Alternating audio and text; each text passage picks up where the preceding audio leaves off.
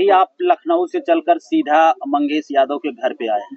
सबसे पहले यहाँ पर आके आपको कैसा लग रहा है और क्या क्या यहाँ पे आके समझ रहे हैं?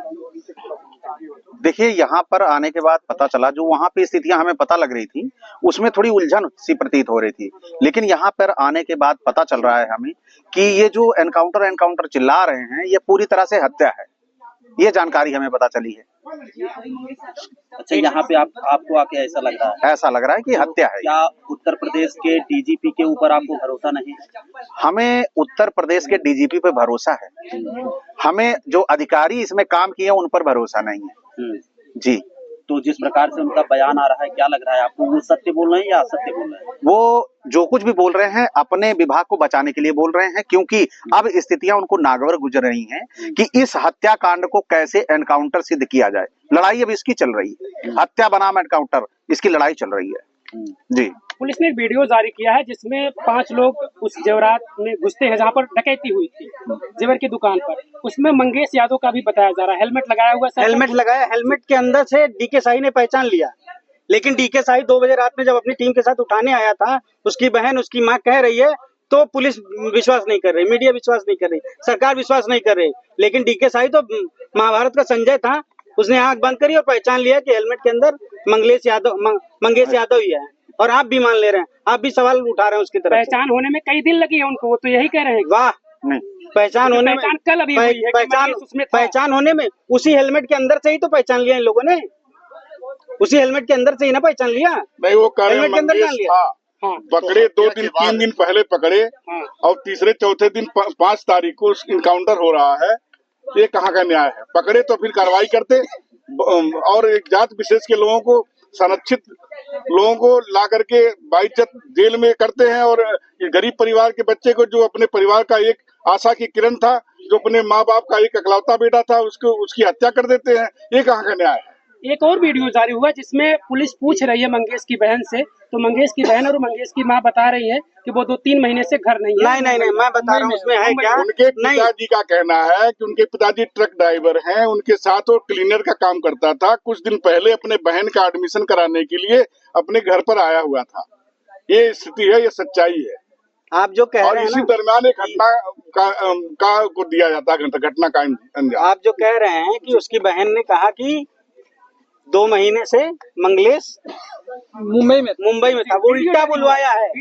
2 महीने पूरे गांव में घूम के पूछ लीजिए, पिछले 2 महीने से मंगलेश घर आया हुआ था, इसलिए आया हुआ था, एक तो अपनी बहन का एडमिशन करवाना था, दूसरा मामला ये था कि वो बालिग हो चुका था, उसको लाइसेंस बनवाना था अपना, वो ताकि वो भी ट्रक चला सके, गाड़ी चला सके और अपने पिताजी का हाथ बटा सके, ये झुग्गी झोपड़ी सही होके एक ठीक ठाक घर बन सके, वो अपने माँ बाप को एक अच्छी, जब बहन को एक अच्छी शिक्षा दे सके, उसके लिए वो आया था, ना कि यहाँ पे चोरी करने या डकैती डालने। पुलिस ने उठाया भाई 2 बजे रात को। आप किसी एक मीडिया कर्मी ने जाके मुख्यमंत्री से सवाल किया, जाके डीके साई से सवाल किया कि मेमोरेंडम ऑफ अरेस्ट तुमने भरवाया? क्यों नहीं भरवाया तुमने?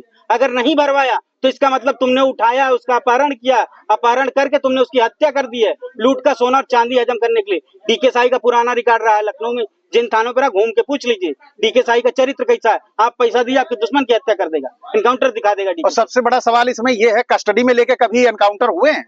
आप लोग भी मीडिया में हैं, कभी आपने किसी से सवाल किया कस्टडी में लेने के बाद? सरकार में तो कस्टडी मुठभेड़ में मारा गया। तो भाग रहा था तो निहत्था था वो, भाग कैसे गया? भाग रहा तो निहत्था था वो, भाग नहीं रहा था, मुठभेड़ में मारा गया। हाँ, तो जो वो बाइक लेकर भाग रहा था। नहीं, तो बाइक लेके भाग रहा तो हथियार कहाँ से पाया? तो पुलिस दी है क्या? फायरिंग किया है ना उन्होंने। किसने फायर किया है? मंगेश ने फायर, तो हथियार पुलिस वालों ने दिए थे। एक को छर्रा लगा पुलिस वालों को। भैया एसटीएफ साहब बता रही है, ये बताइए, अभी 2 दिन पहले बोल रहे हैं कि बहन खुद कह रही कि वो 2 महीने से मुंबई से आया है। तुम्हारी सुनो, हम आपकी बात समझ गए। ऐसे दर्जनों सवाल आए हैं मेरे पास। कौन बोल? ऐसे दर्जनों सवाल मिल सके। झूठ बोल रही है। रुकिए, मैं बता रहा हूँ कौन झूठ बोल रहा है। आपकी कनपट्टी पे ना, सुन, रुक जाइए, आपकी कनपट्टी पे 2 बजे रात को पिस्टल रख के मैं कह दूं ये बोलो, तोते की तरह रटोगे, तोते की तरह।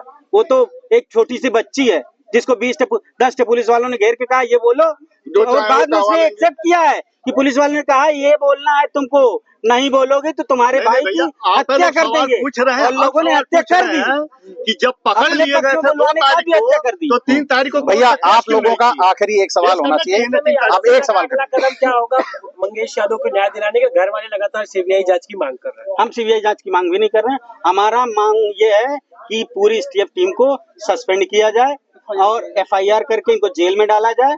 सर्वदलीय जांच हो, सर्वदलीय जांच की मांग करते हैं हम किसी भी सिंगल जांच पे विश्वास नहीं करते, ना मजिस्ट्रेटी जांच ना सीबीआई जांच पे, सर्वदलीय जांच होनी चाहिए। और इस डीके शाही का नार्को टेस्ट करवा दो ना, सारा दूध का दूध पानी का पानी हो जाएगा। कितना सच बोलता है, सीधे नार्को टेस्ट करवाओ और उसकी वीडियो रिकॉर्डिंग करवाओ नार्को टेस्ट की, लोग जाने तो कितना सच्चा आदमी है। और इसी के साथ अब हम लोग चलेंगे आप सभी से इस मामले में आजमगढ़ के अरविंद यादव रहते हैं, उनकी गिरफ्तारी 1 तारीख को होती, 11 तारीख को दिखाया जाता, तो क्या लगता है उनके खिलाफ ये साजिश रची जा रही थी? बिल्कुल वो साजिश थी, क्योंकि जब ये घटना हो गई और देख रहे हैं यहाँ पे क्या स्थितियां हैं, इस गांव पे जो लोग आ रहे हैं, समाज के लोग जो पहुंच रहे हैं, ये स्थितियां देख के वो समझ रहे हैं कि अब एनकाउंटर नहीं कर पाएंगे, तो उसको दिखा दिया कि हमने उसे गिरफ्तार किया है। ग्राम प्रधान जो है वो कह रहे थे कि उन्होंने जो भी गलतियां किए थे पहले वो छोड़ करके अब खेती किसानी करने लग रहे थे। वो खेत उनके पास करीब 10 बीघा खेत है, वो खेत को ही देखते थे। अच्छा। इसके बाद भी पुलिस उठा कर ले जाती है। ये कहती है कि इनके पास से भी गहने जो है बरामद हुए, तो उनकी बेटियां सवाल कर रही कि अगर गहने थे तो वो गहने आए कहाँ से, पिताजी घर क्यों नहीं लेके आए? सवाल इसका जवाब पुलिस दे। भैया मैं कह रहा हूं मेरे को 10 दिन के लिए एसटीएफ का मालिक बना दें, है ना? आप किसी को किसी एक नेता का नाम बता दिए, अगर वो साबूतों के साथ जेल में ना हो तो उसी दिन मेरे को फांसी पे लटका दे। तो यादव समाज उनके घर क्यों नहीं जाता? वहाँ भी बेटियां बिलख रही हैं। बिल्कुल वहां भी पहुंचेंगे भाई, अभी तो यहाँ पहुंचे हैं हम। अभी तो हम तैयारी हमारी ललितपुर की भी है, जो पटेल भाई हमारा जलाया गया है, हमारी तैयारी वहां भी है। हम हर जगह जाएंगे और सबको न्याय दिलवाएंगे, ऐसा हम लोगों ने पूरी तरह से ठान रखा है। तो आप सभी से केवल एक गुजारिश, कोई काटिएगा नहीं कनेक्शन, एक गुजारिश है कि आप सभी आवाज उठाइए।